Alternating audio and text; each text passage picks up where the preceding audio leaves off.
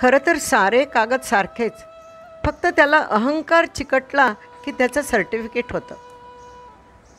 जुन्यात आपण रंगतो, पण स्मृतीची पानं उलटायला बोटांना डोळ्यातलं पाणीच लागतं बरं का.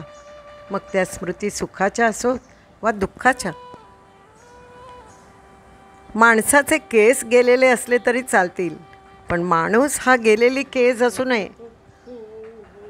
आयुष्य फार सुंदर आहे, ते फक्त चांगल्या विचारांनी जगता आलं पाहिजे. अहो, प्रॉब्लेम्स नसतात कोणाला, ते शेवटपर्यंत असतात. पण प्रत्येक प्रॉब्लेमला उत्तर असतंच.